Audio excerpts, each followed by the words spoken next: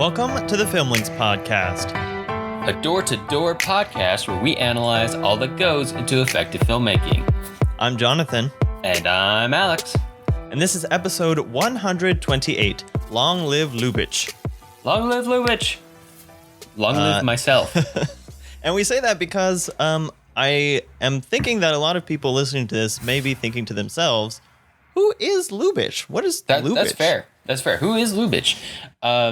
It might be weird to hear that he's one of the most influential filmmakers of all time. Because he's not been heralded like some of the other directors who were frankly more influenced by him than anything else. Among them being, a lot of the German directors that came after him, but also Alfred Hitchcock and Billy Wilder. I have a list here. Yeah, William Wyler. I mean, they were the ones with the pithy dialogue after his death, where I can't get their names straight on a normal day. I don't remember who said which one was which on a regular day. Also, they were always hanging out together, which is just not fair. Yeah. But one after his funeral, because he died prematurely in his 50s of a heart attack. One of them, either Wilder or Wyler, said, "This means no more Lubitsch," and the other one said, "Worse, this means no more Lubitsch pictures." Yep. So yeah, he's Here's very my list here. influential. Also, Orson Welles, Jean Renoir, Max Ophuls, Howard Hawks, and Preston Sturges. Like tons of huge names. Otto Preminger was actually he was the guy who finished Lubitsch's last film because he died after production had finished, but before post had wrapped, I believe. Yeah. So yeah, I mean, he's also well known. He's one of these guys that plans out his movies to like the nth degree. He has his Lubitsch blueprints, which I don't think he called them that, but other people called them that. So he was one of those guys, kind of like Hitchcock, who kind of ran in a contemporary time frame with, who almost had everything in the movie done and ready to go by the time you got to set, and then it was just a matter of execution. Yep. And that precision really shows. But before we talk about some of his films and why so many of these directors were influenced by him, let's take a look into his history.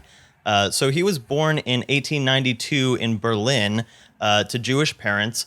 His father had immigrated to Germany from Russia due to anti-Semitism in Russia, and then after he moved to Germany, he met Ernst's mother, who I think was native to Berlin.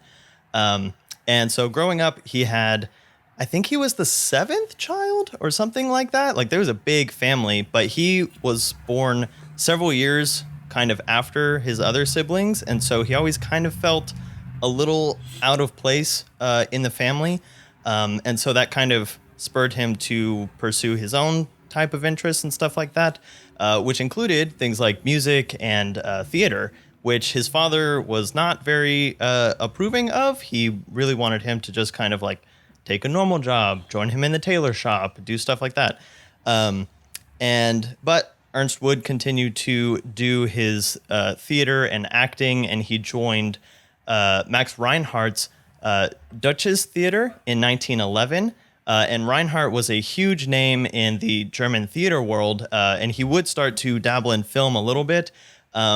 Never becoming like a big film director, but he was one of Ernst's major and early mentors in just his appreciation. To say, I feel like I've heard of Reinhardt before in other famous directors' backstories. Yeah, but I don't think he has any films to his name that are like big or widely known, but I think he was just really influential in his approach to theater and his approach to the arts and stuff like that, and really giving Ernst an appreciation for that. And being a Overwatch character. Okay, there's that too. So Lubitsch did a lot of acting. He was kind of a comedic actor, but really he didn't have the acting talent in the way that some of the other major players around him did, and he realized that his talents were more suited towards directing, and he had much more sensibility in that respect. There was also like a little bit of a self-consciousness to him, I think, about kind of his physical appearance. There's actually a story where Ernst's father took him in front of a mirror and said, "Look at that face. Do you think this is the face of an actor? No, this is the face of a tailor. You need to join. You can make money in the tailor shop." And so there's kind of that I think almost follows him into some of the way that we're going to see him depicting male characters and their self-identities and stuff like that. But after he started making films, he kind of took off. He made a lot of silent films in Germany, and he started to make bigger and bigger films until he was making historical epics, like on the scale of D.W. Griffith and those other directors who are known for those types of films. Some of those films are Madame du Barry in 1919, Anna Boleyn in 1920. I think Anna Boleyn was actually the first film that was released outside of Germany to the U.S., dropping that ban after the First World War, when no German films were allowed into America. And it got a huge recognition in America and started getting him attention. So after Ernst realized how much more resources and opportunity there were for filmmakers in America that Germany didn't have at the time because their economy was crashing in the post-war era. So he moved to Germany, one of the few German directors who would come to prominence in the next couple decades, who left kind of voluntarily out of Germany and not actually fleeing the anti-Semitism that was starting to crop up there. But he was actually hired by Mary Pickford in 1922 to direct a film called Rosita, and she'd starred in it. But Mary Pickford also had a tendency to basically direct herself in her own films and start kind of taking over. So they did not get along very well. She was the queen. Yeah, we've talked about her before, so you can go check out that podcast. But they never actually collaborated, but they did kind of, or she never appeared in any more of Ernst's films, but they kind of, I think, resolved their difference eventually, and he helped her edit Sparrows, one of her later films. So after he moved to America, he's kind of turned from his historical epics into directing more kind of intimate social comedies and stuff like that. And this is where he starts to develop his style for subtlety and just building really complex relationships between people. And so some of these films that are very influential are The Marriage Circle, which a lot of directors quote this as a film that kind of changed the game and opened their eyes to the ways that you could make films and kind of imply things and show things and just really, really nuanced use of his craft. He also directed a version of Lady Windermere's Fan, which is a Oscar Wilde play, and he's kind of so much to do with a fan. It's kind of infamous actually for creating a silent version of an Oscar Wilde play, which Wilde is obviously known for his quippy dialogue and his witticisms and stuff like that. And even through all the intertitles, he never once uses any of the Oscar Wilde epigraphs from the play that are very well known. So that's kind of like his little defiance, his little like making the film his own and not just riding on the popularity of Oscar Wilde. And then when sound came along, he started to make musical comedies. He's almost basically credited as creating the musical comedy genre, even though he didn't make the first musical, which I think we've talked about before, is The Jazz Singer. But even in his silent films, he was creating these musical sequences that were basically musicals in silent films that would have to be accompanied by the orchestra and stuff like that. But there's a very famous sequence in The Oyster Princess called The Foxtrot Epidemic, where oh my gosh, it just kind of spreads throughout the entire like mansion. And yeah, all the servants, all the guests at this party, everyone starts dancing and going crazy, except for the one guy who's getting married under a false name. He like kind of his like buddies wife. Going to get married. Yeah. So that sequence though is so well edited and has so much vitality to it that basically is credited as creating musicals before musicals were even possible with sync sound and that kind of thing. So there's actually a quote from, I can't remember who the quote is by, but it was regarding Ernst when he moved to Hollywood and moved to America. And they were like, American film was doing great. We were doing really good. And then Ernst came in and he brought us all back to kindergarten. We all had to start over and learn from the master. Because he had already been doing so much stuff, even in the silent world. So in 1935, he became the first Hollywood director to run a large studio when he became the production manager of Paramount. And then he continued to make films in sound, not all musicals, but he would do the films that we're going to talk about today, which are very intimate social comedies and all sound. Whole sound, comedy of manners, kind of like it's going to have a lot of like these really subtle social commentaries but also with like a really tongue-in-cheek nature to everything. And he starts to develop what becomes the Lubitsch Touch, which is accredited to him by others, but it's basically his ability to create films with really, with a sensuality kind of built into them, and with these relationships between people that have these sexual undertones that normally would not be able to get past the censors, but he had a way of doing them in a way that kind of got around anything that anyone could pin on him explicitly. There's a quote from one of the Hollywood censors that where he's like, I know what Lubitsch is saying here, but I don't know how he's saying it. And so they could never really pin him. And so he's able to get away with a lot of things that other directors weren't, in a way that made a lot of people really admire the storytelling he was able to do, even as the Hays Code came into effect in the late 30s. And although he was nominated 3 times for Best Director, he only ever received an honorary Oscar towards the end of his life for a distinguished contribution to the motion picture industry. And in 1947, as Alex mentioned, he passed away at the age of 55, which was way too soon. That is the guy that we're talking about today. But Alex, what are the films of his that we will be specifically covering? All right, we're going to be talking about 4. The first up is Ninotchka from 1939, co-written with Billy Wilder. Nominated for Best Picture, Best Actress, Best Original Story, and Best Screenplay. Followed up by The Shop Around the Corner from 1940, starring Jimmy Stewart. So good. Does it? I don't think it has any nominations, right? No, not at the Oscars anyway. I think it has some minor wins.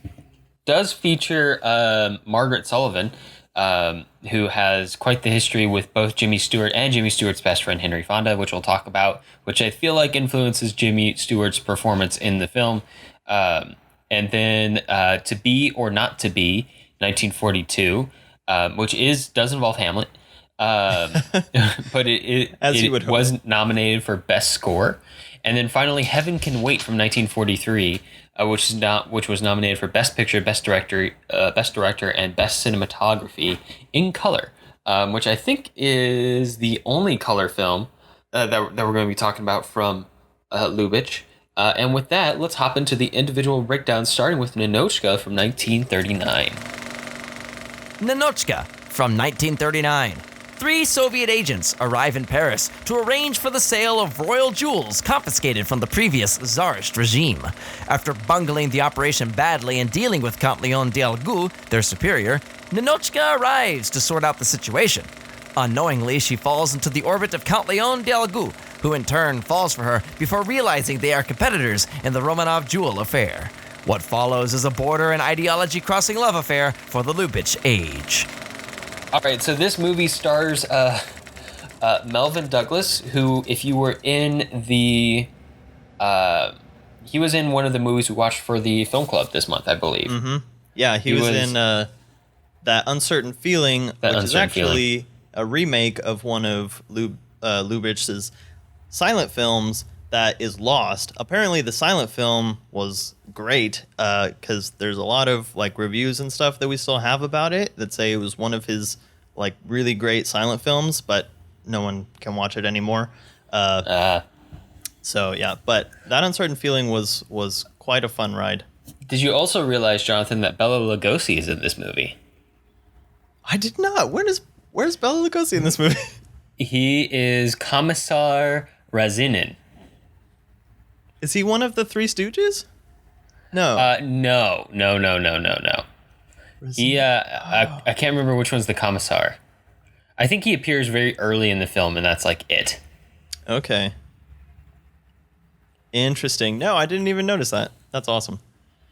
But yes, I really, really enjoy this movie. It's really, really fun. Greta Garbo's performance is amazing. It almost comes across as like this condemnation of communism, but I don't think that's really it. Because it was banned in Russia, but that's not everyone surprising. else loved it. That's not surprising at all. It kind of uses like this East versus West. It sets up two kind of ideologies. Political framework, but it really I think what it's driving at is that elements of humanity exist regardless of what. There's certain elements of humanity that exist regardless of what kind of like ideal you claim to hold up. Like there's things that make us fundamentally human that cross like borders or political or ideological or economic identity or ideology. And it gets down to stuff that's really, really personal, which is really neat. Now, I find the seduction really weird on both sides, but it's kind of like that awkward sort of humor that almost makes the whole thing work. Yeah, and it's a thing that Lubitsch deals with a lot, and we're going to talk about kind of the ways that it does and doesn't work. He is kind of breaking down a certain type of morality from the time that he's making the films in, and so there's also this element to almost kind of all these films, maybe not so much Heaven Can Wait, but there is an element where when Lubitsch came to America, he had kind of told the studios that he was going to make films about America and the American ideals and that kind of thing. But almost all of them are set in Europe. And he kind of uses Europe, and in this film specifically France, as a way to comment on American society and stuff like that. But he can kind of use France as like an excuse, like, oh, well, the French are much more free and liberal in their relationships and that kind of thing. But really, he's playing for an American audience. And so we have, the main relational tug of war that's going on here is Leon, played by Melvin Douglas, who is involved with this countess as just her liaison, we'll say. And then he ends up falling in love with Ninotchka and has to almost have this taming of a shrew kind of a story with her and kind of breaking her out of her really rigid framework of, why things need to be done. Things are basically only utilitarian, whether it's relational or political or whatever. And, he has to thaw the ice and get her to live life and do that, all that kind of stuff. And so it's really interesting the way that he takes these two, like politics are always kind of a way for Lubitsch to just talk about fundamentally human things. And he's kind of criticized for that sometimes in that he never really depicts history or politics as being what dictates people's relationships and stuff like that. But he more often will show how the relationships and inclinations of the rulers more often dictate the politics and the policies than the other way around, which is an interesting take that's not usually the bent of highly political films, which on the surface Ninotchka is, but that's really not the point. No. So it's actually something really neat that Lubitsch does with Europe, and I feel like he's really both like in terms of like the biography that we traced over at the top of this podcast, and the Europe that he likes to use as his playground in so many of his films. I feel like he's such an example of the first half of the 20th century in a lot of ways, especially the interwar years, the interwar decades between 1918 and 1939, 1940, into this world of Europe that at all at once is both kind of like cosmopolitan and in some ways kind of like, liberal and free and almost utopian, but in other ways like there's these dark undercurrents of growing ideologies like Nazism in the background. And everyone always speaks English wherever you go. Yeah, language is not a barrier in any of these films. Yeah, and some people have accents and some people don't. Like some people like when we get to the shop around the corner, like half of the cast has an accent and half of the cast does not. It's almost like spaghetti western. Everyone speaks in their own voice. It's all very, very cosmopolitan, which is very interesting. Yeah. But he likes to play in this very, very fantasy world. Like he doesn't go full on, like he's not Lord of the Rings style fantasy, but decidedly the reality that, or the world depicted in, Ernst Lubitsch's films can in no way be, ascertained as the real world. And sometimes that's really, really, really, obvious, like when we get to Heaven Can Wait. And or some of his silent films like The Wildcat, which was almost Seussical. Yeah. And sometimes it's not as obvious, like Ninotchka or To Be or Not to Be, which uses real geopolitical situations as backdrops. But even then, like decidedly it's not a real version. Like that's not a real version of Warsaw after it was attacked by Germany in To Be or Not to Be. Very obviously not. And so I understand why, some people might criticize him for not delving so seriously into these geopolitical influences on people's personalities. And I do think that exists for some of the characters in some of these films where their personalities are driven by these politics, like Ninotchka very directly here. But the more interesting thing is and the more human thing, honestly, which makes it the more interesting thing, is not how geopolitics or world situations or worldviews influences someone's personality, but how their personality mixes back with the world around them and how they as individuals express themselves within the systems that they are bound to. So Ninotchka expresses herself differently after she expands her worldview and changes and doesn't just absorb, Soviet culture. And actually the same thing happens to Melvin Douglas's character, whose name I don't remember, because it's not the title of the movie. And why would I remember any name that isn't the title of a movie? His Leon. worldview changes. Yeah. Over the course of the film, he becomes more, he starts to understand like the utopian ideals at the root of a lot of communist ideology over the course of the film as well. And he starts to grow too. And at the end, they kind of reach like this weird compromise that isn't super duper clear to me. But it has the big happy music and big happy faces. So I feel like it ended good. So there's an interesting thing. I've been reading a biography about Lubitsch by Joseph McBride called How Did Lubitsch Do It? Because he takes the title of his book from a quote that Billy Wilder had in his office, maybe even on his office door, that just said, "How would Lubitsch do it?" as kind of like his philosophy of approaching film. But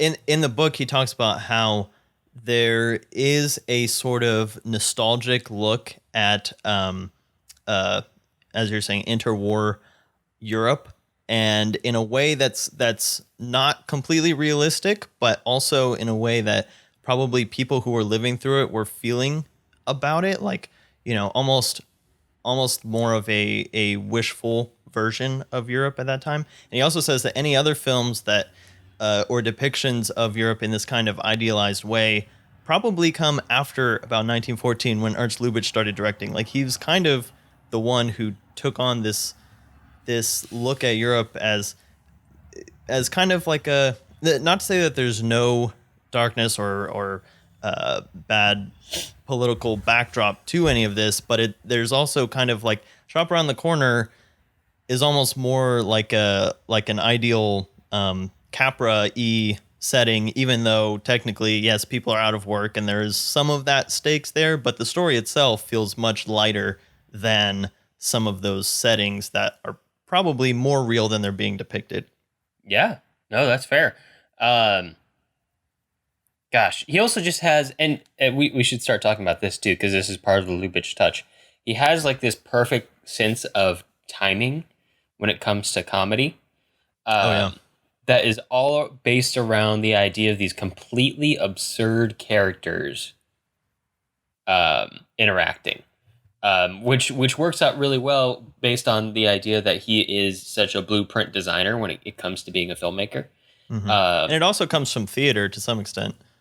Yeah. I mean, a great example is, and one of my favorite sequences in the whole Ninotchka film is the series of scenes that happen in Ninotchka's shared apartment in Russia, especially the royal suite. The part where in Russia, yeah. So we have her friend coming in. There's the concern about her laundry because she happened to wear one undergarment back home from Paris, and so she still has it. Yeah. And there's that guy who still has to come through the room. But he's probably going to report you if he hears something. He's probably going to report always clam up. But also maybe and that's what they think, of course. But also, maybe he's just feeling really awkward because he has to pass through their room every time he has to go to the bathroom. Yeah. I think there was a line where they know that he's going to report someone. Yeah. He also has to bring his kid through at one point to just like gargle. Just go to the bathroom, yeah. Yeah, that's actually a pretty good example. There's just completely based on timing and silent space. Guy moves through room while all the characters stop what they're doing and watch. Enters the bathroom with his kid, and they all listen as the kid gargles. And then goes back across the room. And because it's already been established, it's already funny to everyone else. It's also just unexpected and absurd. The whole the dialogue surrounding the eggs and the one egg that happens to be broken is all perfect, spot on, a perfect spot on like theatrical style timed comedy. Mm-hmm. That's both visual and dialogue based, which is perfect for a 1930s movie. Almost in the slapstick genre, but less wacky and more Alex, just fast paced. Along those lines, what are your thoughts about basically the fulcral point of the film where Garbo laughs, which is basically literally a marketing bit for the film, because this is kind of a turn for Greta Garbo in terms of coming off of doing a lot of like really melodramatic kind of tragic roles into doing, or at least trying to do, some more lighthearted and comical things. And so there is a moment where Leon is trying to get Ninotchka to laugh because she's so dour about everything. And he like tells her 3 or 4 jokes in a row. And then he sits in a chair and it breaks and falls over. And then she just bursts out laughing. What did you, it's a good cathartic moment. Take on that whole scene? The timing on it is interesting though, because she's so stoic for so long, and then that's really abrupt. That's the beautiful point. One key point, one thing that can make something really funny is abruptness and shock. Mm-hmm. And I think what works so well about that point, I think him falling in the chair is really funny. Obviously the face he pulls is really good and the fall is really good. But I think the best part about that moment is how cathartic it is for the audience, in the sense that as a filmmaker, Lubitsch has essentially spent the first part of the movie kind of building up this question in our minds is it that Melvin Douglas's character is also trying to figure out is this woman really a robot, or Yeah. is she a real person? Which Is I she also redeemable, more or less? yeah, and I don't even know if that's like such a extension of like her as a communist. That seems to be Ninotchka's as an individual character's interpretation of what a communist should be. Because we meet other communists in the movie who are not as robotic as she is. It seems to Well, be the like other ones are mostly like our Three Stooges character. yeah, we have our Three Stooges characters. We also have that's who Bela Lugosi is, the commissar, the guy she reports to in Russia. Oh, okay. Yeah.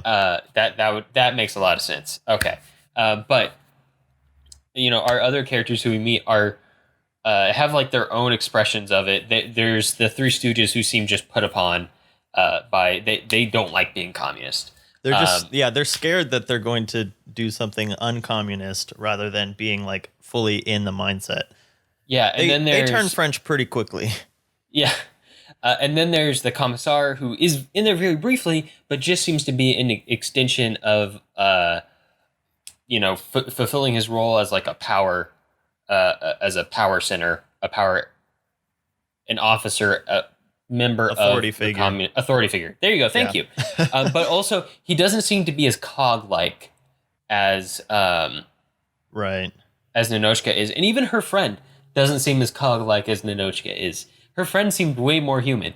It almost seems to me like some of the roboticness that Ninotchka adopts when she goes to France seems to be like this wall that she puts up, almost like she's afraid that she's going to be seduced by those evil capitalists, which is exactly what happens, which makes it funny. But anyway, to go back to the chair, the thing that makes it cathartic is we've built up this question in the audience's mind, right? We've made them wonder, who is this person really? You're waiting to see either her crack or see her be like unbelievably cold or something like that, which we've already seen examples of. So there's that nice cathartic moment that puts us in the same shoes as Melvin Douglas, where she finally laughs. It's at something completely ridiculous, which is also funny. If she's tried so many things, and that's what makes her laugh. But it's also finally this moment of it's this answer. It's this moment of, oh yes, okay, she is human, and what's more, it opens up the plot to go to so many more places once that happens. It gives us a hook. It's like, okay, no, Melvin Douglas has a chance here. Ninotchka is a real human, not just a robot. Let's see them act. And you have a really good point. They marketed it really well for an era where a star's persona was basically like one set or one type of roles, just with like a different name and a different backdrop in every film. To see her kind of switch around like that, it was kind of like a perfect moment for that kind of turn. Yeah. All right, we've talked about Ninotchka for a while. We should probably move on to the shop. Yes. We should probably move on to the shop around the corner from 1940. All right, let's do it. Jason, set us up. The shop around the corner from 1940. Matuszek and Company is a fine leather goods store in Budapest where all the employees have their share of problems. The owner, Matuszek, is concerned that his wife might be having an affair. Kralik, the top salesman, is in love with a woman he's only met through correspondence. Errand boy Peppy feels overworked and underappreciated, and the whole rest of the shop is filled with unique and signaturely Lubitsch-esque characters. They are soon joined by Clara Novak, a new shop girl who butts heads with Kralik, but she too is in love with a secret correspondent who, unbeknownst to either of them, is Kralik himself. All right, Jonathan, there's a lot to talk about with the shop around the corner from 1940. We have to talk about the comparison with one of our movie club films that we watched with our fans this month, You've Got Mail. Which we also have covered on the podcast. And we also have to talk about Anna Karenina, which is a plot point in this one, and other Lubitsch movies, which is interesting. Seems appropriate for Lubitsch. It seems appropriate for Lubitsch and the time he's in. But one thing that I want to kick off with and put in a backdrop, because I didn't know this the first time I watched the movie, but between my first watch of this movie and now, when I've rewatched it for the show, I went and read a book called Stuart and Fonda, Jimmy and Hank, something like that, about the I just can't remember names of anything. But it's about the friendship of Jimmy Stewart and Henry Fonda, who are best buddies for decades, from before they got to Hollywood and they were struggling actors in New York on Broadway, to being in Hollywood, being famous, and even into their golden years. But one of the people they were friends with during that time period was Margaret Sullivan, and both of them, Henry Fonda and Jimmy Stewart, were desperately in love with her. Okay. Just completely head over heels in love with her. And Henry Fonda married her in 1930 and divorced her in 1933. And Jimmy Stewart was very much in love with Margaret Sullivan, but never told her. She apparently viewed him as kind of like a younger brother type relationship. Ooh, ouch. But he was head over heels in love with her, and I think it might have been Lubitsch or one of the directors they worked with who literally said if Jimmy had just told her, they probably would have gotten married, but apparently that never happened. Wow. And Jimmy Stewart got married pretty late in life, in like his 40s. And then stayed married to the same woman his entire life until his death. Margaret Sullivan would go on to marry a few other guys and have a pretty successful Hollywood career as well. But that unrequited love, knowing about it the second time I watched this movie, I feel like I see a lot more in Jimmy Stewart's performance than I did the first time. All right, Alex, I have some trivia to throw in here that I think will also play into Lubitsch's side of the direction in regards to one of the subplots, but actually one of the, like a major subplot, if that's a thing. But I'm not sure if you're aware, it's not in the Wikipedia page, but Lubitsch's personal life had some, not a lot of scandals, but one that was pretty important, especially in relation to the types of films that he made, because Lubitsch's first wife actually had an affair with his best friend and frequent co-writer Hans Crawley, or I think that's his name. They had worked together for a long time, and then in 1930, Lubitsch found out that they had been having an affair behind his back, and so then they got divorced, and there were a couple instances where people tried to get Lubitsch and Crawley to kind of reconcile. There was actually a point where they met at a party, and Lubitsch thought that they were making fun of him the whole time while he was dancing with another girl that he was dating after the divorce. And they exchanged blows, and people had to pull them apart. And so it was not a good relationship but Hollywood kind of sided with Lubitsch, and Crawley didn't work a lot after that. So sad on that end of it. I mean, the whole thing is sad. And also, but his wife had kind of cited his tendency towards workaholism, his, just complete devotion to his filmmaking, that he would not think about anything else, basically, as part of it. And that is a huge part of what goes into this film, with the store manager whose wife leaves him for one of the clerks because he spends too much time at the store. And so knowing that now, I feel like there's a whole other layer to the subplot that kind of drives along in The Shop Around the Corner. Yeah. It actually also shows a bit in that uncertain feeling.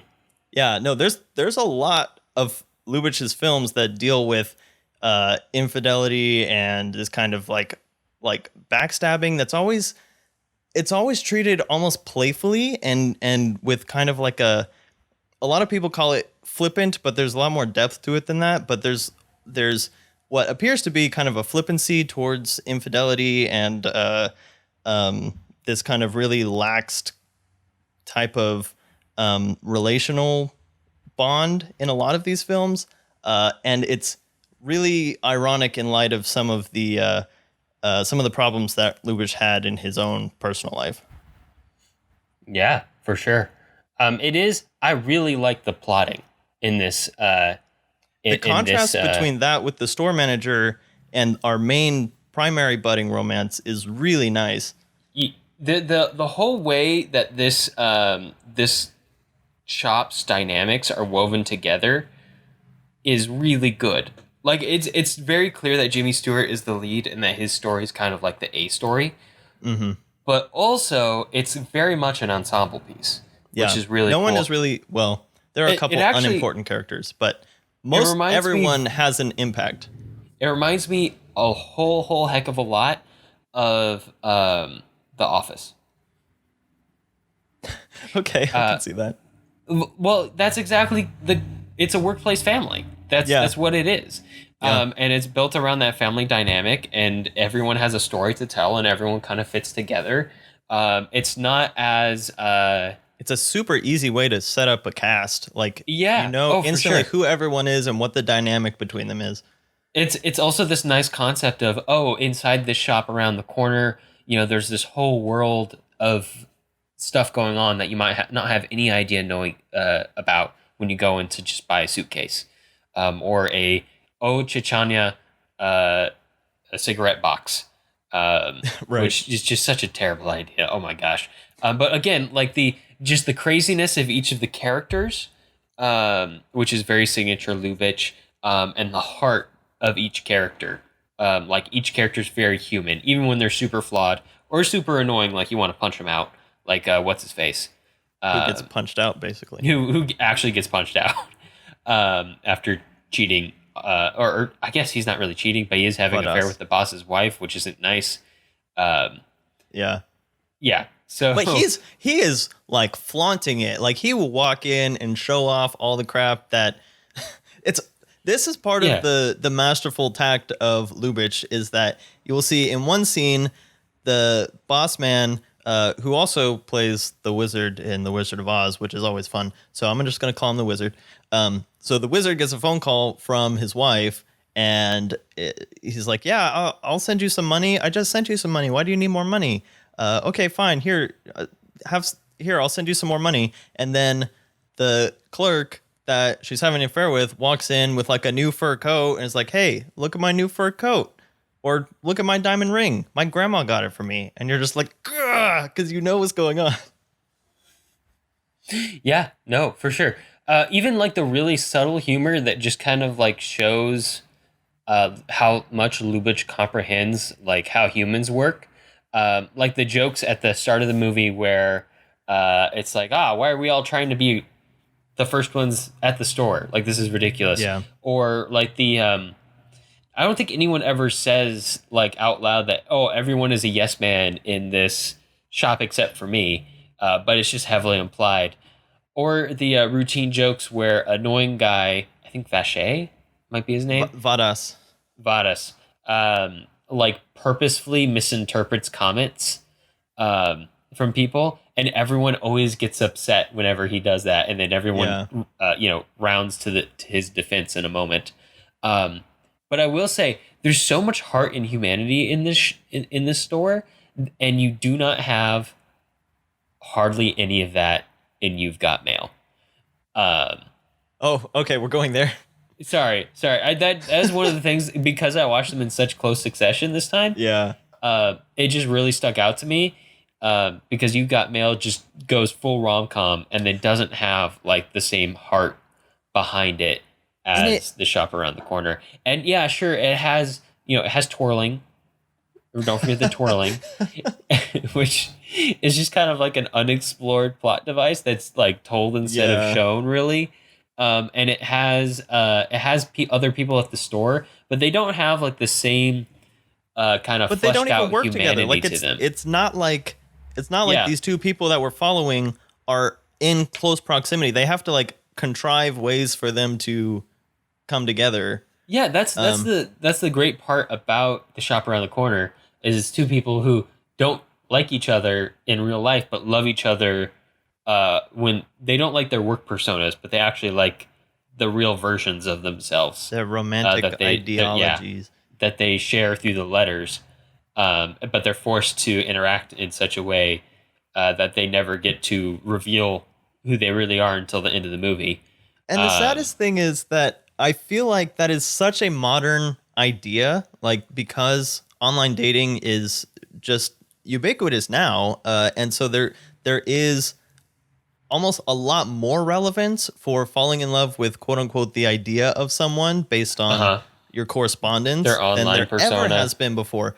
But I feel like You've Got Mail shoots itself in the foot by undercutting so much of the rest of the complexity of of the Shop Around the Corner. And one of those things is that other side plot of the infidelity of the shopkeeper's wife and how much that devastates him. And You've Got Mail almost trivializes that entire aspect of the film by making every other character in the film like some kind of weird philanderer and laughing it off. And so there's no like ground for making that a dramatic plot point whatsoever. Yeah. No, it doesn't. It just doesn't, especially when you watch it so close to the original, it doesn't hold up. Yeah. It kind of it has its moments. It has some becomes fun, but it does not hold up to the levels of intricacy that are built into Shop Around the Corner. Yeah, it's a much simpler, just rom-com. Whereas, there are romantic comedy elements, like there's romantic comedy plot lines in the Shop Around the Corner, but it's more of like an ensemble humanist comedy. Yeah. And I do want to bring up something that shows up a little bit in Shop Around the Corner. I think there are better instances of it in To Be and Not to Be and some of Lubitsch's other films, but there is an aspect of the Lubitsch Touch, which is a use of doorways, and specifically closed doors, and using closed doors as basically a universal innuendo, almost. Not in this film. The way that it manifests in The Shop Around the Corner is with the suicide attempt of the shop manager after finding out about his wife. And in that is obviously a very much more dramatic use. But for example, in the film that we watched on our movie nights, oh gosh, I've already forgotten. Oh, that Uncertain Feeling, they use closed doors a lot as ways of insinuating things. There's a whole bit where the husband who's trying to make his wife jealous so that she'll return to him pretends that he's got a girl in his bedroom and goes into the bedroom and closes the door and like tries to, convince his wife that there's someone there who's not. And so that's a really blatant use, but this is an element of the Lubitsch Touch that comes up again and again, and is one of the ways that he would kind of put a wink and nod towards the censors, in a way that we've kind of talked about before with, like, Capra uses The Walls of Jericho in It Happened One Night. And it's almost like that. Capra is a lot more kind of innocent with it in the way that it plays out, but Lubitsch is a lot more kind of coy about the way he uses doors. Yeah, no, I mean, it's you know what it reminds me of? It seems very theatrical. Yeah, that's true. You just go off stage and anything can happen off stage. Anything can happen off stage. Wink, wink. And plus, there's so much to say about a door when it comes to screenwriting or playwright or stage writing. Yeah. Like it is the entry point, so it makes sense in a lot of ways. All right, I know we need to kind of wrap this one up, but I do want to bring up the fact that this is something that I kind of struggle with, and it doesn't really, you don't feel it as much in The Shop Around the Corner, but this film has been remade at least twice, maybe more, and I always find that the second half of the film gets really creepy depending on who is playing the lead role, because it inherently is. Once the lead guy's character finds out that they are the ones corresponding after the genius meeting at the diner, he kind of has all the control from there on out. Like, he can completely manipulate her because he's holding all the cards. And so it's really easy for that to come off as like really weird and manipulative. I think Jimmy Stewart, just like his persona, helps to alleviate that because you just implicitly trust him. Tom Hanks does that also for the most part. But he has a little bit more of like a really stern, like, businessy persona that he puts forth at the beginning that puts a little bit of an edge on it. Yeah, I didn't think it worked quite as well in the good old summertime, but it's like really, really dangerous ground that you're walking on towards the end of this film, depending on who's playing it. Yeah, it's a hard role to pull off, right? Because it can so easily be so creepy. And in a lot of ways, it's really weird. I think the thing that works so well when it's done right is when you play into the idea that, like, oh, this guy has no idea what to do. Like, ooh, man, he really oopsed into this situation. Yeah. And the effort shown by him to kind of try to do the right thing. Right. Moving forward, which is not easy to do in that situation, obviously, but it provides a lot of opportunity for writing interesting character choices and character development in the over the course of the second half of the movie. Yep. You want to talk about Anna Karenina? Oh yeah, Anna Karenina. It is it's a plot point in here. I just wanted to point that out because we're about to see it be a plot point again in To Be or Not to Be. It is the book they use when they're supposed to be meeting. And it will be the book they use for spy work in To Be or Not to Be. Yep. And it is a story about infidelity. So that plays into a lot of these storylines that we've been talking about. Lots of infidelity in this this episode. Which is one of the things that people, is part of Lubitsch's canon, is kind of presenting infidelity in, like I said, again, Shop Around the Corner is kind of an exception, but a lot of times infidelity is presented almost as a playful kind of a thing. Sometimes it's even praised and in a weird way, but again, always in like a really underhanded way that would not offend the censors, which is a really tricky thing to do. But in To Be or Not to Be, it takes on a much more comedic aspect. Let's get into To Be or Not to Be, shall we? To Be or Not to Be from 1942. A Warsaw theater troupe full of crazy characters such as ham actor Józef Tura, his starlet wife Maria Tura, spear-carrying Greensburg, and Hitler lookalike Bronski, along with Maria Tura's paramour, Polish bomber pilot Stanislav Sawinski, get wrapped up into a world of intrigue during World War II. They stumble upon a plot from a Nazi agent to use the addresses of Polish RAF pilots in Warsaw against the Allies. To stop them, the Turas, the bomber pilot, and the cast embark on a series of escapades impersonating, seducing, and kidnapping various Nazi agents across occupied Warsaw, including impersonating the dictator himself.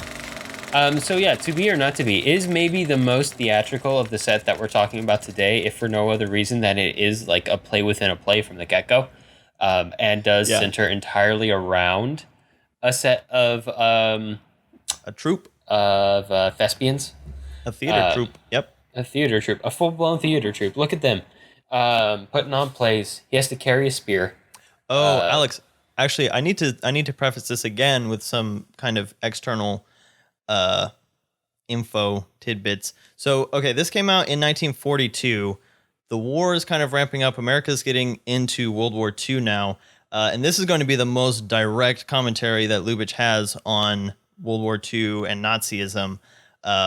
And again, it's kind of takes that, like we talked about with The Great Dictator, where it plays some things off more comedically than you can ever talk about the Holocaust now. Well, unless you're Mel Brooks, I guess.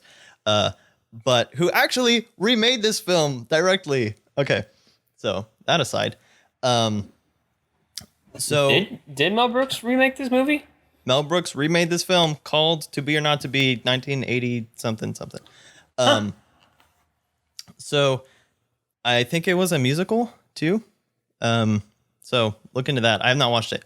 But before this, so as Germany, as the Nazis rose to power, and they were starting to spread their anti-Semitic propaganda, there was a film made by Fritz Hippler called The Eternal Jew, which was just basically a huge smear against the Jewish people, but they brought in actual like examples of people, of Jewish people who were influencing culture and using it as examples of how the Jews were kind of, as they say, like corrupting their society or whatever. And Ernst Lubitsch was one of those people that they pointed to as one of these cultural influencers who was being corrupted. So he had been directly attacked by the Nazis in this kind of propaganda campaign.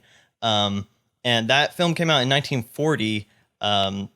And To Be or Not to Be is 2 years later, 1942. And again, this is just kind of like setting a backdrop that, you know, Lubitsch is not a passive player in this whole thing as it's going down. Although I don't think he was ever one of the directors that actually got involved in the war. But this is kind of his slap in the face to Hitler, almost directly. I don't think Hitler ever gets actually slapped in the face in this film, but there are some very like fantastical, almost like in a Tarantino-y way with the way that he plays with some of the real political elements, but also everything has a mask on. And that's one of the genius things about this film, is that there's so much like masking and demasking that it's really geniusly constructed.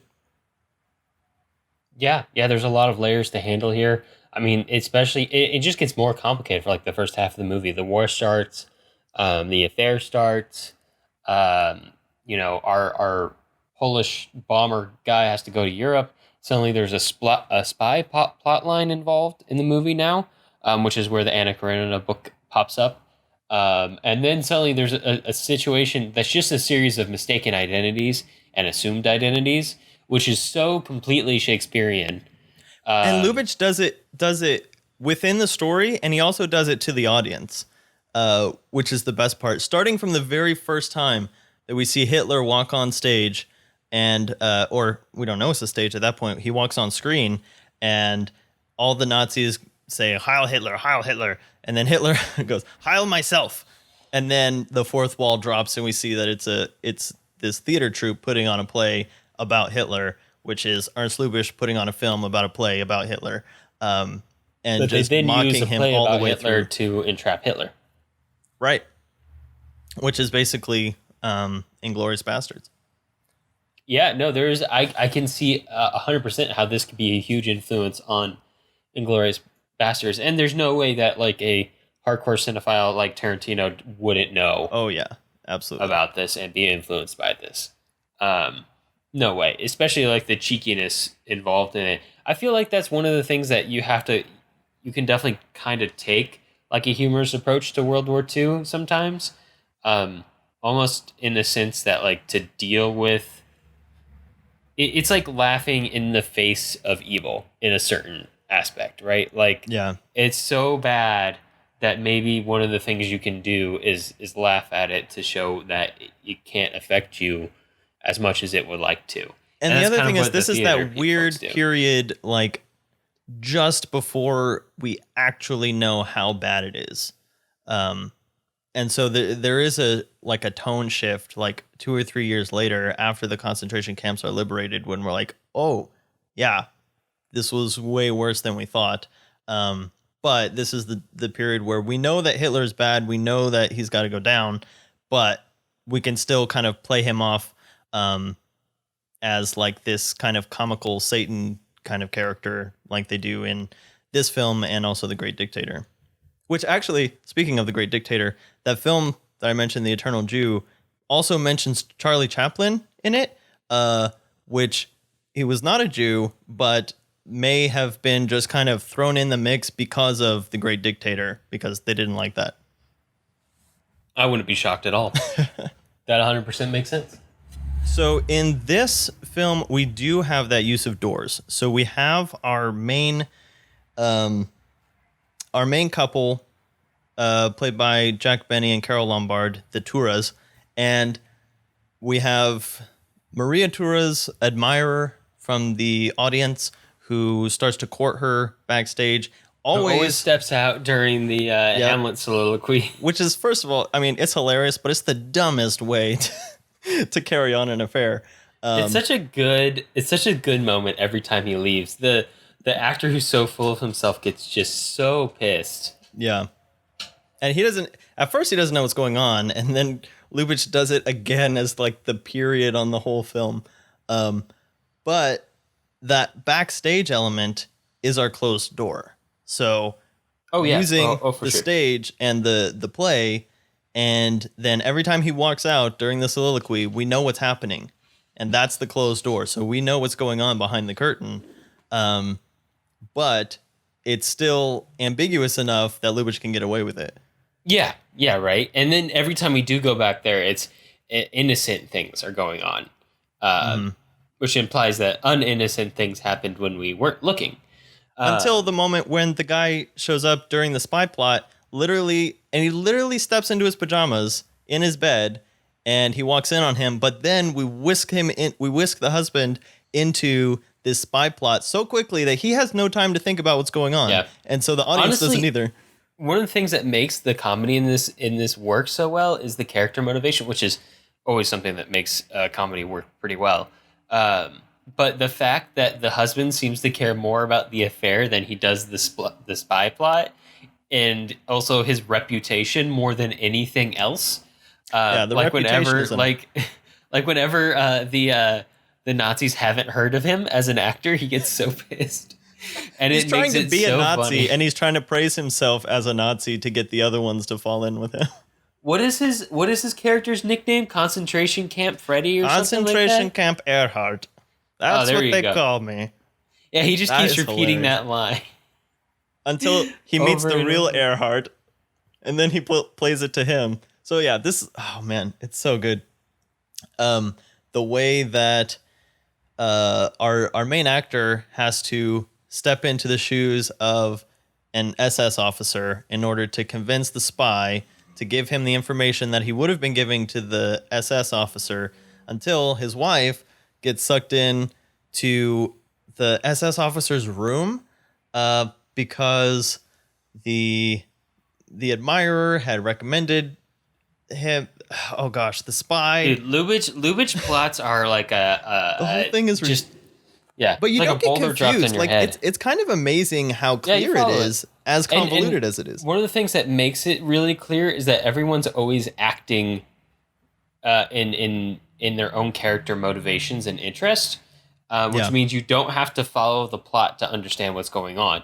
You just have to know that someone's trying to do something, and it just so happens that something new always gets in the way of the thing that they're trying to accomplish. But their character motivation seems to remain the same. And in the course of the movie, because of the situation at the end of the movie, most of the character motivations that are romantic end up being pure mulligans or pure MacGuffins. Yeah. Because nothing resolves in terms of the romance plot. They just keep having the affair. Which in a way is a victory. This film, which is kind of, that's again, Lubitsch kind of, playing with our expectations and kind of loosening that, because it is kind of really, this one is actually about almost the political intrigue more, whereas Shop Around the Corner is really, like I said, a rare instance of those infidelities and stuff taking the center stage as a dramatic element and not as a comedic element. Here, it's just kind of like laughed at and winked at, and like you said, not resolved. But again, it doesn't deprive the film of a somberness when it needs to have it. Yeah, I kind of like the idea that it isn't resolved, because the whole romance situation bookends the film in this continuation that is interrupted by the war. And when it is over, life goes on and the problem continues, which in a sort of way is a victory over the Nazis. that kind of parallels real life in the early 1940s pretty well. And if you want to call the affair a reaction to our main guy's like bravado, then that means that hasn't deflated at all either. It's almost been more puffed up through his various disguises. Now he's a war hero. Yeah, and he's got to play like what? He got to play the SS officer. He got to play the spy. And was he the one playing Hitler? Yeah, he played Hitler. So he's high on the hog. I thought they got the. Or was it the other guy? The not so good actor to play Hitler. That was his big role, right? Oh, that's right.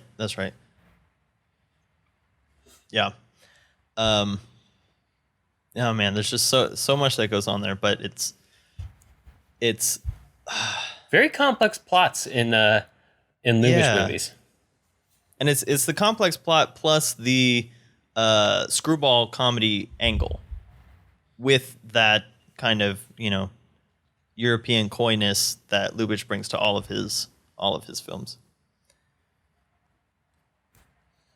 Yeah, it makes it a lot of fun, but it also makes it hard to remember.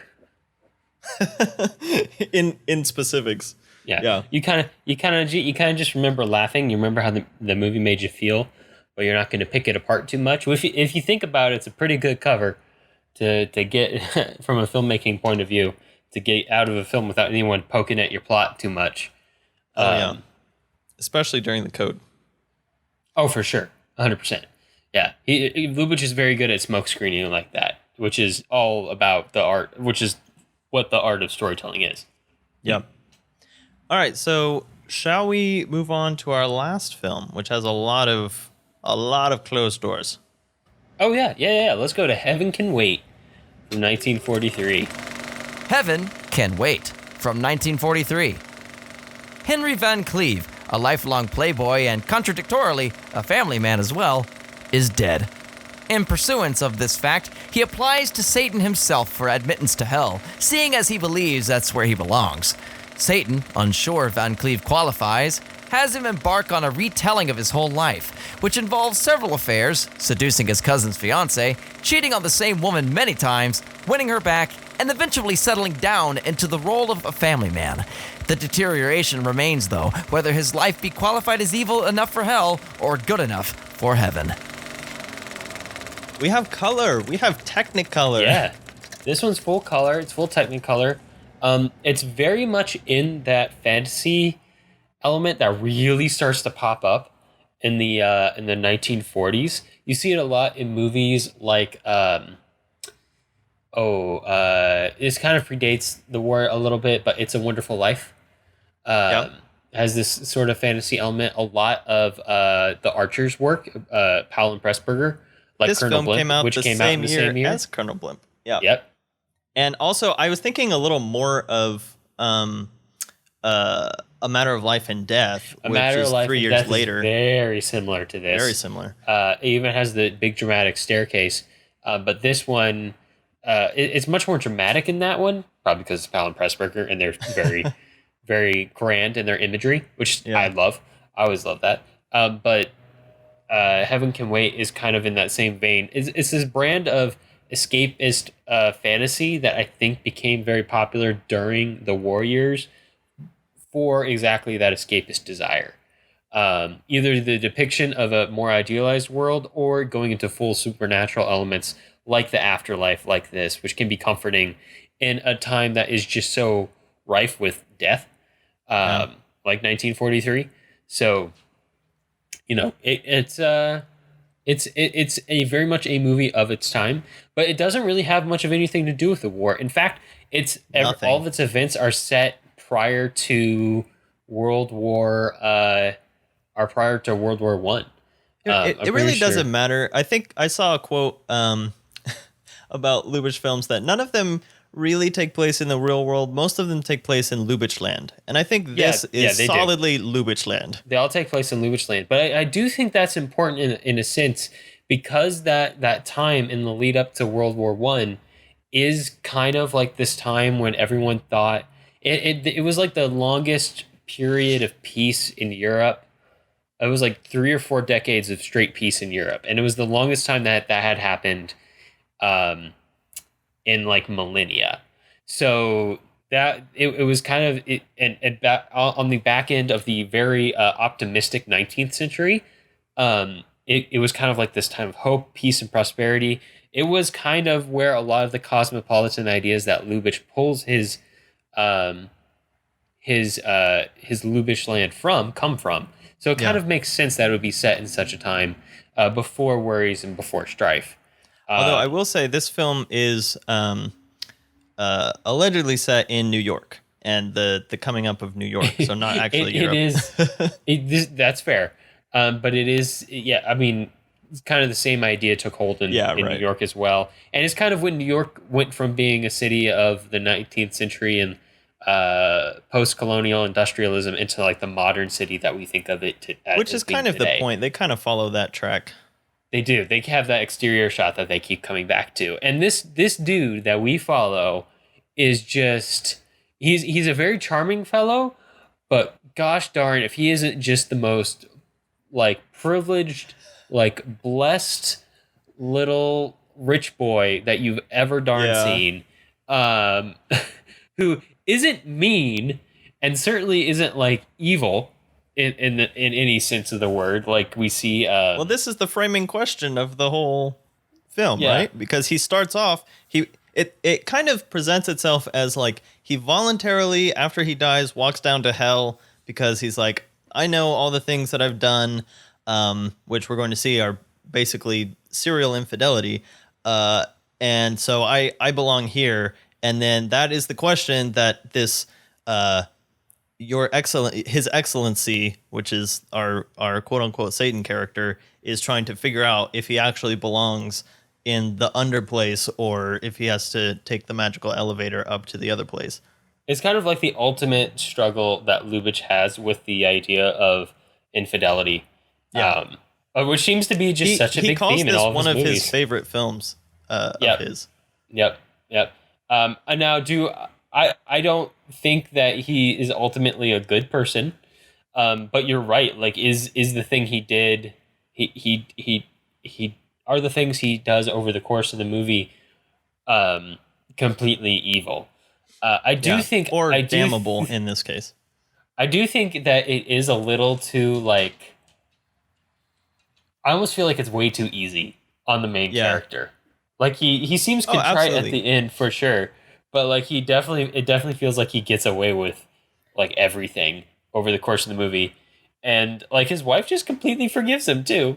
So they not really for any good reason either. Yeah, this is it's a weirdly charming movie that I really enjoy watching, and I don't agree with like the in conclusion at all. Yeah, or hardly any of it, but it's so much fun to watch. So, and at the it's such a weird experience. I always forget that at the end he basically gets sent to purgatory. I always forget that he gets sent to like kind of purgatory. It seems like kind of heaven. It depends on what structure you put the film in. They like put him in the guest house attic essentially. Oh, that's right. They do. They compartmentalize. The upper place. I forget. That was a really weird like compromise. I assuming that's like a censor compromise. Yeah, there's this has all the elements of like a good Lubitsch comedy, and every scene individually is pretty enjoyable to watch, even when you hate the character, which I definitely do on multiple occasions. Yeah, I think especially when he goes to get his wife back after his wife found out that he's cheated for like the upteenth time from Kansas. Yeah. It's just like there's no reason for this is it's frustrating. And yet, so here's the thing that this film is like the entire film is not on screen. So everything that matters in the film happens by implication. Yeah, it takes like the whole time scale of like a biopic, right? Where we only get like a scene or two from everywhere from like 5 to 10 years. Yeah. And so throughout that we have like the beginning where we start to figure out that he's a very flirtatious boy, and then he falls head over heels with this one girl who's about to marry his cousin that he doesn't like very much because he's presented as like the prudish nerd kid. And so he whisks her away and runs off. And he's also like the one not asshole in the family. Yeah, I mean, on paper, he's like the best boring. one. He's just a little snobbish because he knows everyone else is terrible. Yeah, he's like, all of you guys suck. He's got his life figured out. He's really annoying, sure, but like he's not as lecherous as the rest of them. Yeah, we're supposed to laugh at him, but he's really like the most sympathetic one, honestly. This one really did not age well. No, I don't think so, and I think this kind of technically it's very interesting, but it's almost like an Ernst Lubitsch wish fulfillment. I feel like maybe. I don't know that much about like Lubitsch's own history. I don't know. Like obviously there's the story about how his wife cheated on him with like one of his friends, but I also don't know if he ever cheated on his wife, which is also super common in 1930s, 1940s Hollywood, almost expected. I feel like it's almost just the world that he lived in, and so he kind of built this. He would be surrounded by this fantasy, kind of people. Yeah, it's almost a fantasy of, because basically it's just his wife forgiving him forever until he gets fat and unattractive, and she doesn't have to worry about it anymore. But up till that point, it's like she's just this long-suffering wife, and this is what Lubitsch's idea of a happy marriage is one where even no matter how many times the husband screws up, or whichever party, I'm assuming it could go either way, because Lubitsch does not discriminate on who commits the infidelity in his films. But just this long sufferingness of staying together, no matter how much, essentially backstabbing it is. Although backstabbing is not the right word for the way it feels when you're watching a Lubitsch film. Yeah, it's kind of like a mild disappointment. I don't know. It's weird. It's very weird. It's very clear that this type of behavior was very common in the world in which Lubitsch lived. And a lot of it does feel like him wrestling with being surrounded by this kind of behavior, whether or not he participated in it himself. Right. Which is kind of asking a lot to try to answer that question, which I just don't know. There's probably a Lubitsch historian out there who would have more information on that than us. Yeah. I know he had several other failed relationships, but I don't know all the details on those. Yeah, but I feel like the more important thing to note is that it is so. It was very common in early Hollywood for this sort of behavior to happen. So it makes sense in a way for him to kind of wrestle with the idea of the morality of that situation in a movie like this. I kind of would like to see the film where, because there's a more interesting angle, I think, that is not explored in his son. Like, I feel like if we're going to have this like extremely flawed character whose wife is long suffering, like, and we do see this element where he wants to protect his son from going down the same path, but that's only a means to showing him continuing his philandering. Like, he tries to seduce his son's lover or whatever of the day. The dancer. The Ziegfeld girl. Yeah, and then that's just a scene where he realizes, girl, which means she's a Ziegfeld girl. Yeah, and then that's the scene where he realizes that he's old and unattractive now, and so it's when really it's part they just of his put journey. Like powdered sugar in the actor's hair. Yeah, it was. They didn't make him big and fat like they did in Colonel Blimp, but it was definitely the same guy playing like 5 decades of his own life. Yeah. So it's, oh man, it's such a complicated watch because it's not unenjoyable. Like, I don't want people to feel like you just. No, it's a very enjoyable movie, but trying to extract the overall meaning from it. You just hit roadblock after roadblock when you start to think about any of it. Yeah, it might not be the best movie to try to approach Lubitsch. Yeah, yeah, no, this isn't the best one to try to extract like a moral meaning from, because I don't think you're gonna get a good answer. I think it's a very specific uh commentary on a very specific time and place. I don't think it ends up being too universal, Mm-hmm. because not in the sense that it's not an issue that it uh, can be universal. I mean, adultery happens in every time and location, but the attitude taken towards it in the film is so blasé that Yeah. it inherently makes it dated to a certain period in time. So, Alex, there's another film that this one reminded me of, and there's maybe a direct connection or reference back to this film in Brief Encounter. Did you think about Brief Brief Encounter Encounter? at all?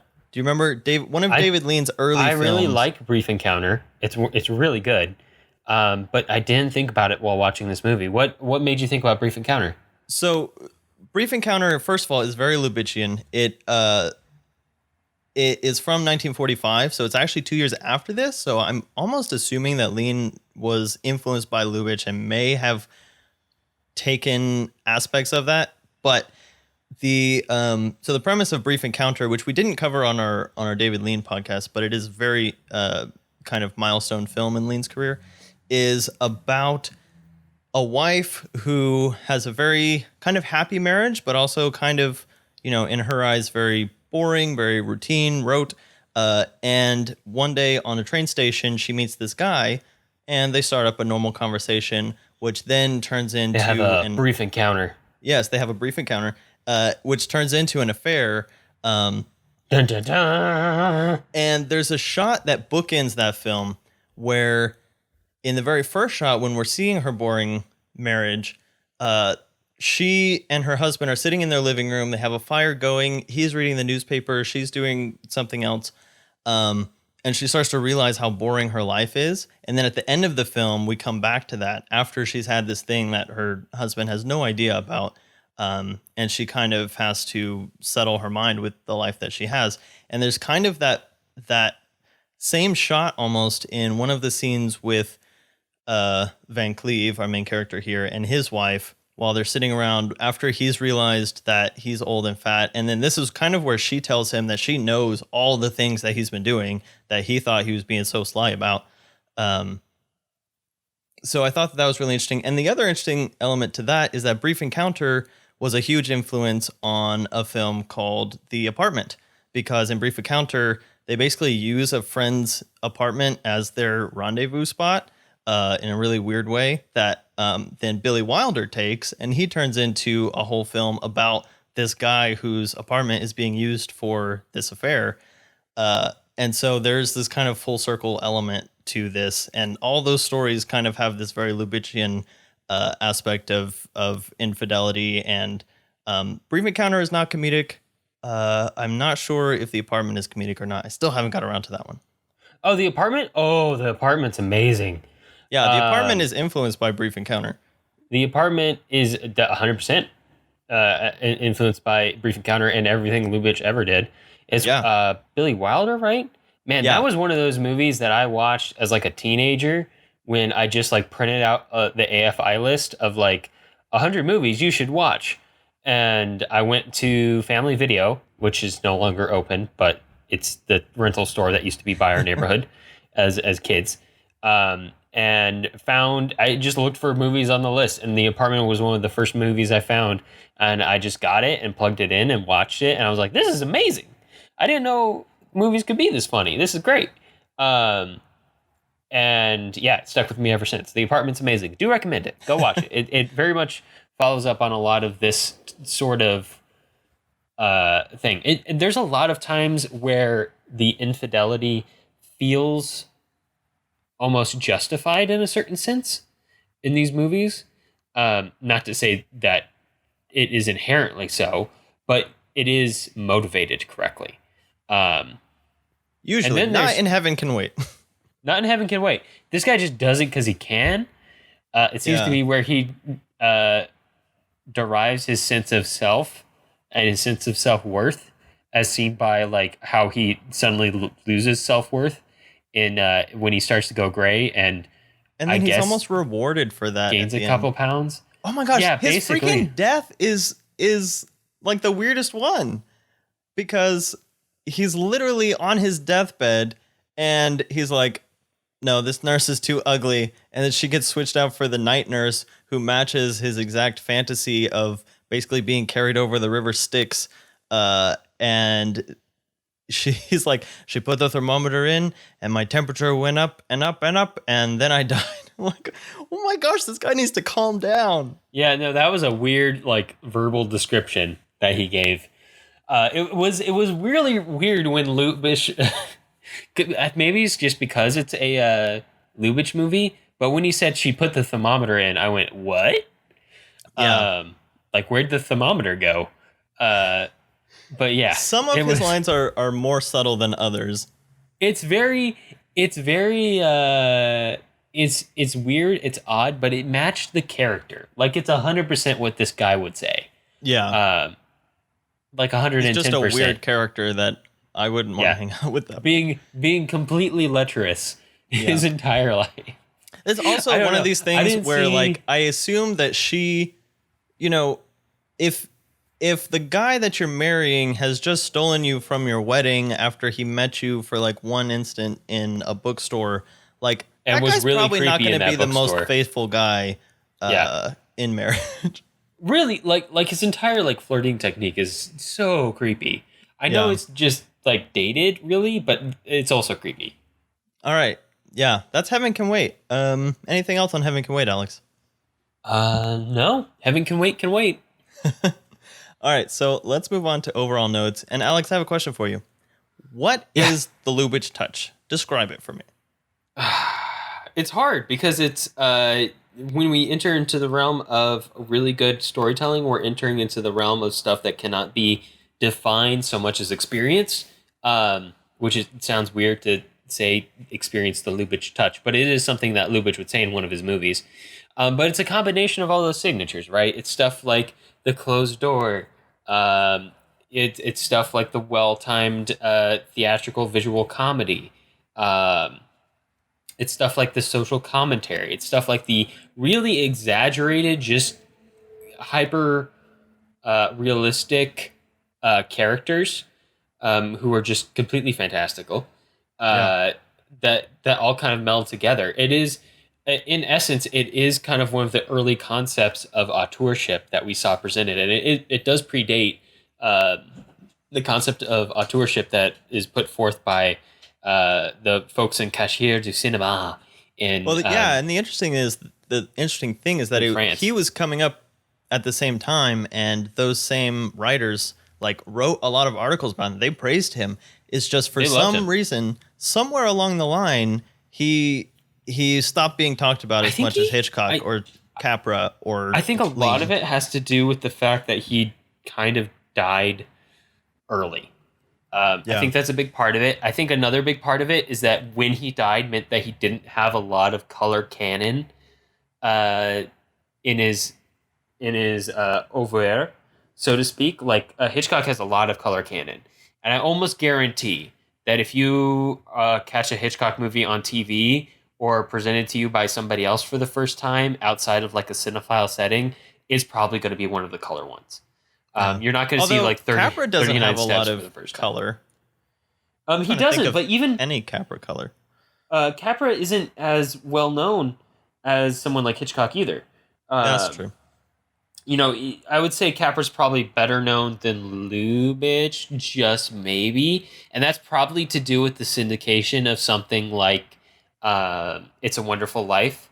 As it became a yearly. I mean, It's a Wonderful Life got lucky. It's a Christmas movie. It's a tradition. And although Shop Around the Corner it's not as wrapped around the idea of Christmas. And I think a lot of that as well has to do with the fact that Lubitsch's movies were all made before the real like post-war nihilism set in. So all of his movies are in this Lubitsch land which is like this cosmopolitan, semi-utopian version of the world where everyone travels, everyone's from a different country, and they all get along and can speak English.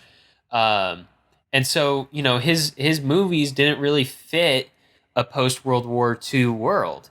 And they were still good, but they weren't going to get as much replay value in that period of time. And the 40s, 50s, 60s, and into the 70s, the period, or really the 50s, 60s, and 70s, I should say, is the period where the next set of filmmakers were growing up and studying movies. Yeah. So Lubitsch was probably somebody who they got to when they got to film school, some of the first film schools, and he might have been shown there. But otherwise, they would have maybe had to catch some movies. They weren't catching movies on TV until like the late 50s. And even then, Lubitsch movies weren't particularly fantastic for syndication. And I will say, too, that Lubitsch dying so young, also, like, even though Capra didn't make films quite as that much longer than Lubitsch did, he was still around, and he was able to talk about his films and talk about the current state of film. Yeah. He made he wrote his autobiography. To that younger generation when the younger generation became interested in film as like a historical art, right? So Lubitsch just wasn't around for that, and that's one of the things that happened to a lot of those super early filmmakers too. I think one of the things that where it feels like Lubitsch should be more popular than he is that he died before a lot of his other contemporaries. So like where your Wilders and your Weilers and your Hitchcocks and your Capras got interviewed. Even Griffith, got interviewed by like Bogdanovich and other folks who were interested in them over and over. Lubitsch wasn't around. And his films belong to a past time. It's not that the quality of the art went away, but the relevance of the art faded as well. And it's one of the weird things that we exist in that we have in the world today, where all art has suddenly become contemporary through the power of the internet.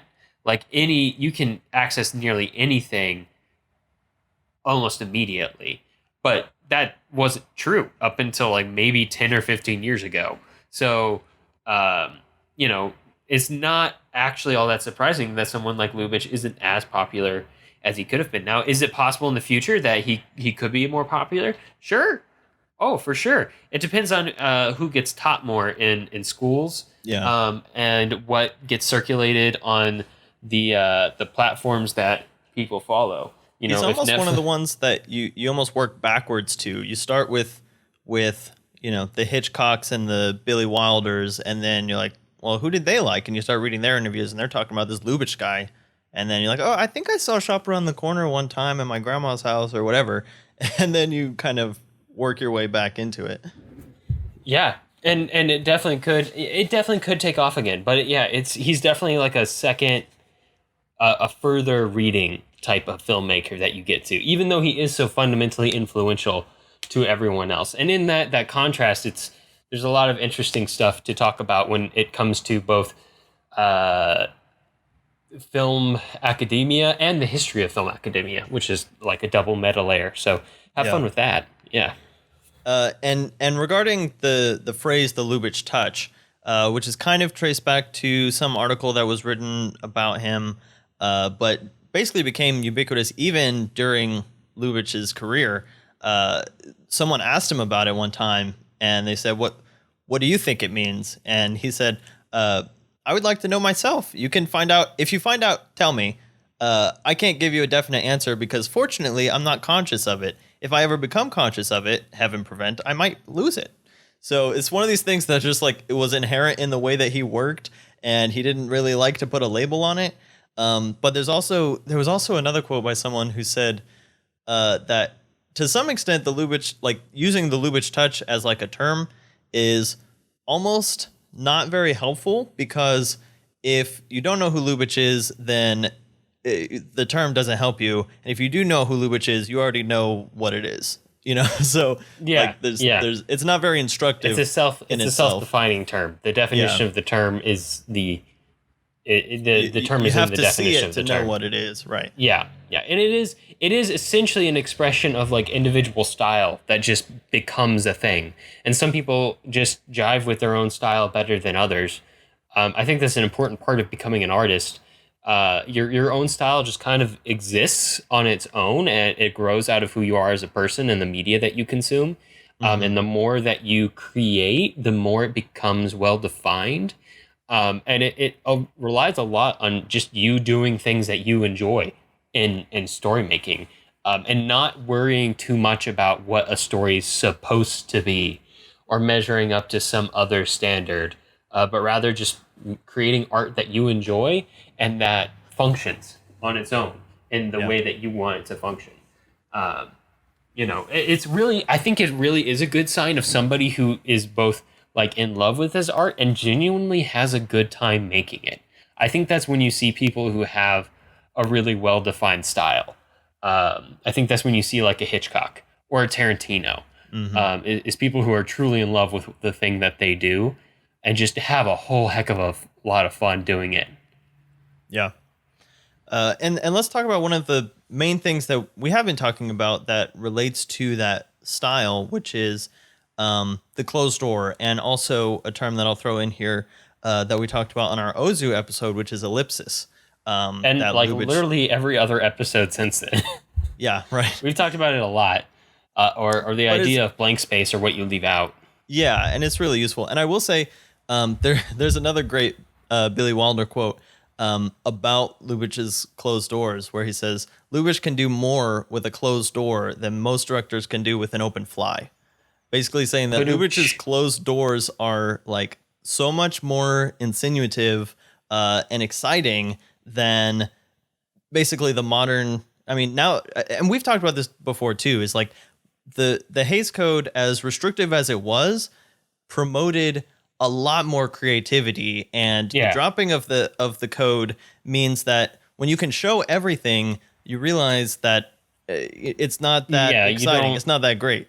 You don't create the right amount of draw attention in the audience. Yeah. When you can show everything, a lot of the allure is in like almost seeing something. Assume, making your own assumptions. Yeah. Yeah. Like if you're not making the audience engage with what's going on screen, essentially just showing everything, then you're not really creating a good amount of engagement with the audience.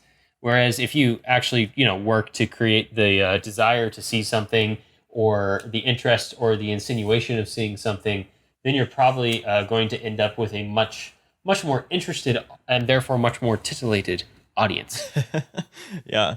And again, I'm thinking back to that uncertain feeling again, the very end of the film, when our distraught musician who has come in and basically wrecked the marriage of our main couple, and then through series of events they get back together, and the musician comes back into his own apartment and starts playing the piano.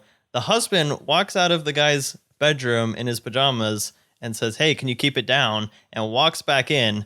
That's all we see, is just a guy in another guy's apartment in his pajamas, but we know what's going on. And once that door closes, the film ends, and we know everything that's going on.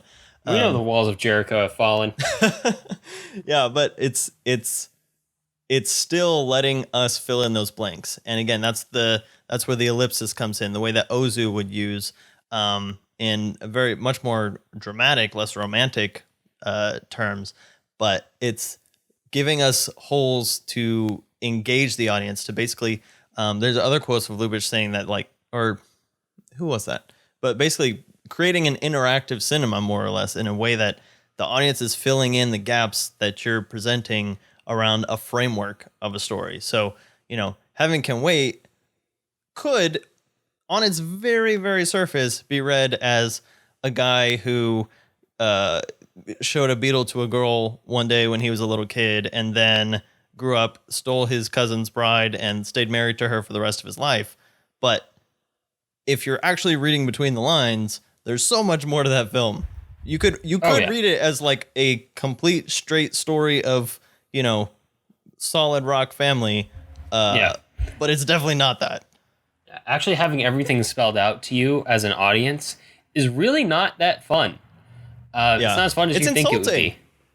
Yeah. You want to be engaged, Lubitsch cites you know, again, tracing back influences, Lubitsch was highly influenced, as everyone was, by Chaplin, and especially Lubitsch as a comedian, as a comedic actor and comedic director. And Chaplin made a film called A Woman in Paris or A Woman of Paris. Yep, A Woman in Paris. And it was like one of his first dramas, and everyone was like, "Oh my God, why did he make a drama?"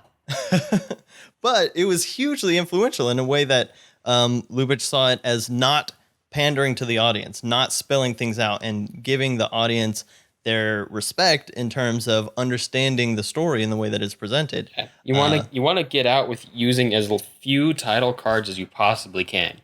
Which Lubitsch was famous for. That is a ideal that should be held up even when you're making a sound movie, color modern movie. You should get out with using as few title cards as possible. And I don't mean literal title cards. Yeah, don't explain things. So apparently, like I'm not going to explain that metaphor. As an example, again, I'm going to keep going back to that uncertain feeling because I feel like it plays off of a lot of the really fundamental things that we've been talking about with Lubitsch. But there's an instance in that uncertain feeling where the husband and wife are trying to get a divorce, but at that time you had to have like some kind of like hard evidence to present towards the court. There wasn't a no fault divorce yet. That was in the 70s, I think. Yeah. So basically they have to come up with a situation where the lawyer's secretary sees him slap his wife. But they're like brainstorming ways to come up with causality, to come up with their case. And apparently in the silent film version, which I cannot remember the name to, they did that entire scene through pantomime. And apparently it was a genius use of pantomime, coming up with all these different ways, and the lawyer is just like moving all over the room, trying to think of things. No title cards whatsoever. And then I think he actually doesn't go through with hitting her in the silent version. And then in this one, they kind of put a twist on it where he does, but he has to like get himself really drunk to be able to do it, which is what starts to endear her back to him in a really ironic twist. But, you know, it's just that difference of thinking of things. And almost in the way that Hitchcock kind of almost resented sound. He would talk about sound films as just people, movies of people standing around talking. But they were that for a long time. Yeah. It takes a while. Every time you add something new to the layer, it takes a while to really use it effectively in an artistic storytelling manner. Which is just so much implying, really. But it's these directors that understood silent film and the visual aspect of filmmaking that went on to make these great films because they were always driven by what is on screen, not what is being said. Sometimes what is on screen subverts what is being said. And that is part of the Lubitsch Touch. Yeah, I mean, even just going back to like the first ever storytellers around a campfire, the goal of storytelling is to get the audience's imagination running. And you used to do that all with words around a campfire. But now you would think in a world, right? And a lot of O's, a lot of O's. Oh, great ocean. Why? Odysseus. Yes. Yeah, exactly.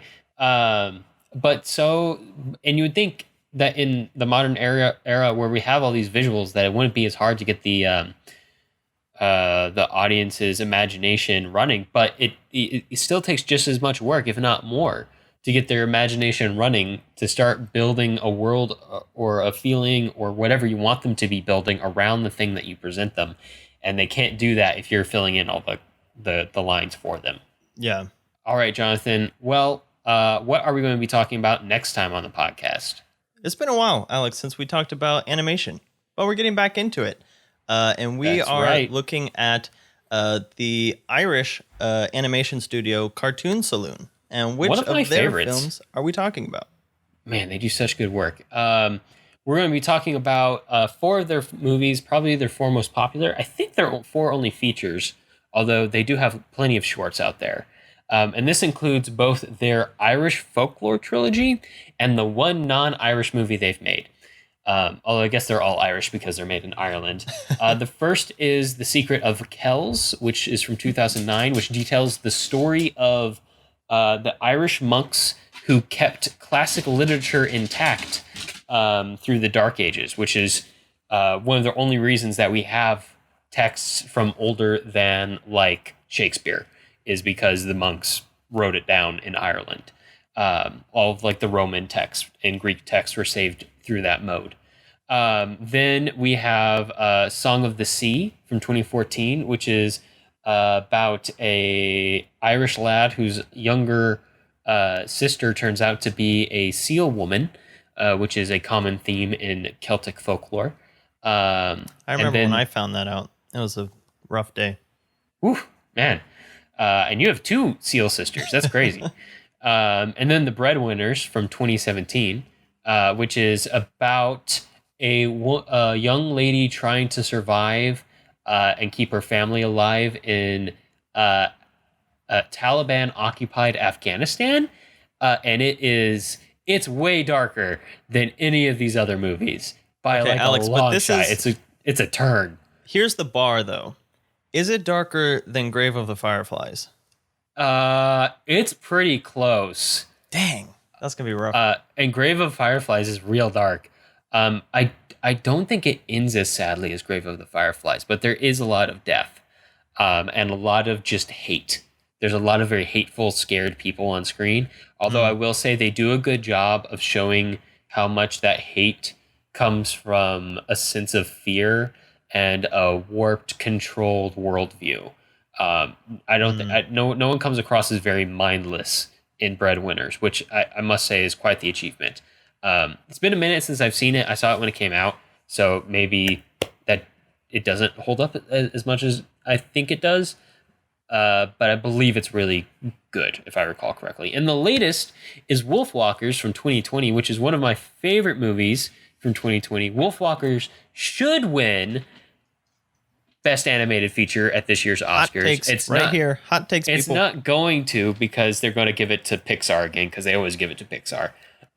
But Is Soul their qualifying one this year? they have 2 Pixar movies. It's Soul and one other one. I don't remember what the other one is. Oh, it's that adventure movie in fantasy suburbia, Onward. Oh, Onward.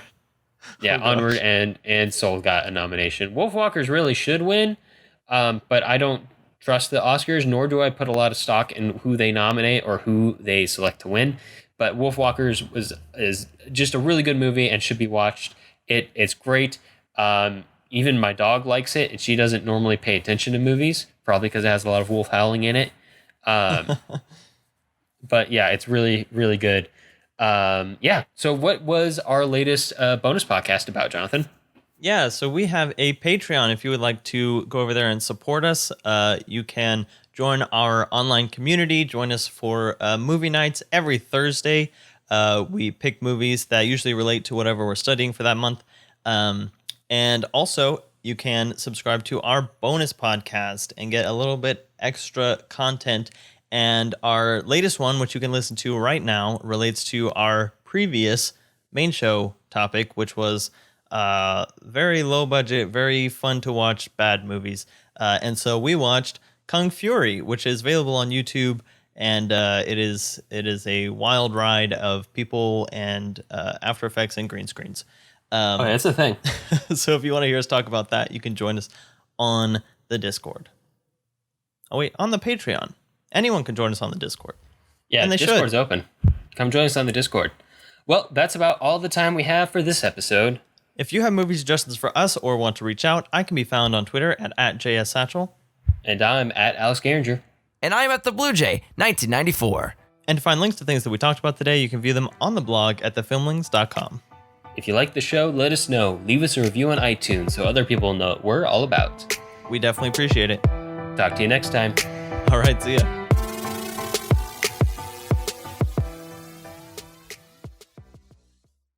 Of this weird cosmopolitan world where everyone speaks English. And, oh, hi, Sooks. Did you hear her just now? No. Okay. Well, then maybe it's not on the mic. We'll see. If you hear a then that was my dog. Um,